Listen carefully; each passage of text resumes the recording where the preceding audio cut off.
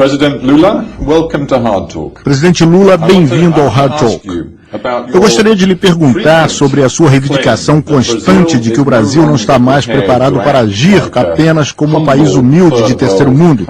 O senhor tem dito isso muito claramente, mas me parece que os países industrializados não estariam prontos para ouvir a mensagem do Brasil sobre vários temas importantes. Eu penso que está.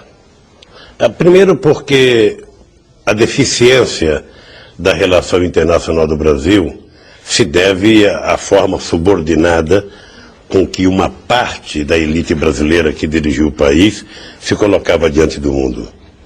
E eu aprendi na minha vida sindical de que respeito é uma coisa importante, porque nenhum interlocutor respeita um outro interlocutor que não se respeita.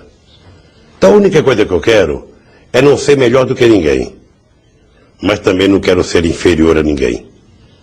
Respeito cada país, cada presidente, mas quero ser respeitado naquilo que o meu Brasil tem de importância no mundo. Só isso.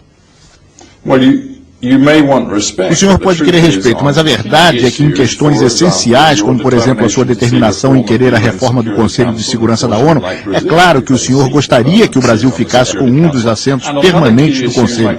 E em outro assunto importante, como as negociações do comércio mundial, o senhor simplesmente não está conseguindo fazer valer seus pontos de vista.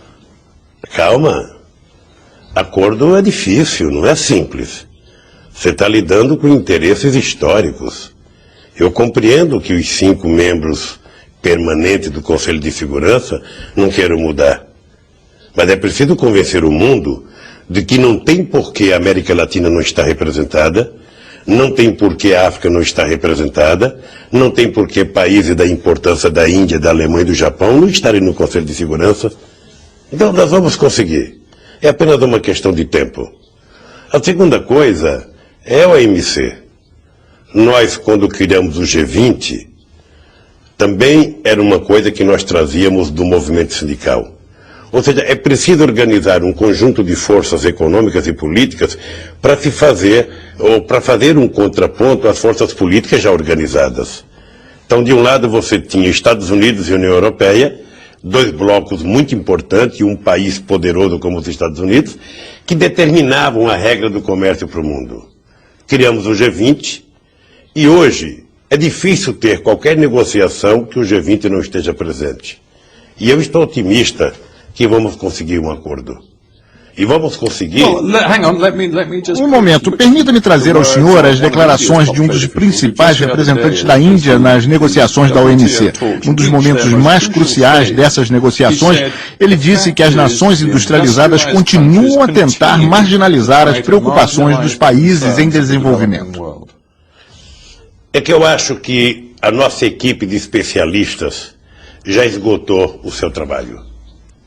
Eu tenho dito a todos os líderes, de Tony Blair a Bush, de Angela Merkel a Prodi, a presidente Chirac, de que o acordo não tem mais nada econômico, o problema agora é eminentemente político. Disse ao presidente Bush em Campo David, nós vamos ter que escolher como é que nós queremos passar para a história. Cada um de nós será marcado por aquilo que nós fizemos. E eu ainda brincava com o presidente Bush. Quer passar para a história apenas com a imagem do Iraque? Ou quer passar para a história com a imagem de um presidente da República que reduziu subsídios para ajudar os países mais pobres? A minha ideia do acordo é que qualquer coisa que nós fizermos precisa significar um ganho efetivo para os países mais pobres do mundo. E está claro que cada um tem que fazer. Todos nós já temos os números no bolso do colete. Isso é que nem um jogo de pôquer. Agora está precisando colocar as cartas na mesa. E a decisão agora é política. Nós falamos recentemente com Peter Mandelson, o comissário europeu para o comércio, e ele disse que tem-se apenas de 6 a 8 semanas para se fechar o acordo, ou então todo o processo entrará em colapso. O senhor concorda com ele? Vai sair o acordo? Vamos chegar num acordo. Vamos chegar num acordo. Eu estou convencido que vamos chegar num acordo, porque se não chegarmos a um acordo, muitos que falam em paz hoje não poderão mais falar em paz. Porque a possibilidade que nós temos de permitir que os países que foram pobres durante todo o século XX possam ser menos pobres no século XXI. E não haverá fim do terrorismo ou fim das guerras se nós não dermos um equilíbrio econômico no mundo dos negócios.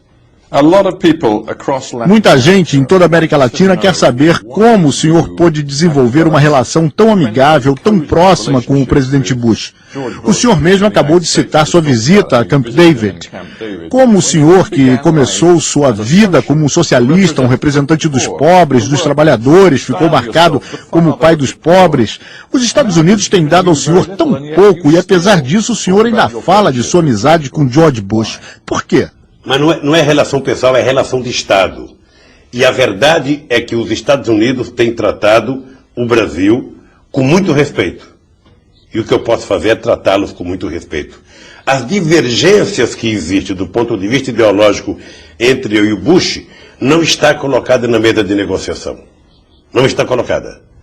E eu disse ao presidente Bush, é preciso que neste século os Estados Unidos tenham uma política para a América Latina diferente da política que ele teve no século passado. E essa política significa criar as condições para que a América Latina se desenvolva, fazendo investimento nos países mais pobres da América Latina. Fora disso, nós correremos o risco de ter um continente ainda anti-americano. Mas o senhor acredita que o presidente Bush tem sido bom para a América Latina? Não. Veja, eu acho que os Estados Unidos não teve uma política correta para a América Latina durante o século passado. Houve intervenções militares e nós sabemos que o governo da época dos Estados Unidos estava por detrás. A mudança dos Estados Unidos para a Latina, ela se dará quando não houver ingerência política e quando houver investimentos para que os países mais pobres se desenvolvam. Fora disso, as divergências vão continuar. Mas agora mesmo o povo da sua região olha para os Estados Unidos e vê o país comandado pelo presidente Bush e vê que, por exemplo, o presidente Chávez na Venezuela se opõe ao presidente Bush. Ele está preparado para enfrentar os Estados Unidos. Ele, assim, agora representa o espírito de independência da América Latina. Talvez o senhor já foi visto como representante desse mesmo espírito, mas agora o senhor não é mais visto dessa forma. Eu não quero combater os americanos. Eu quero apenas que os americanos respeitem a soberania do Brasil.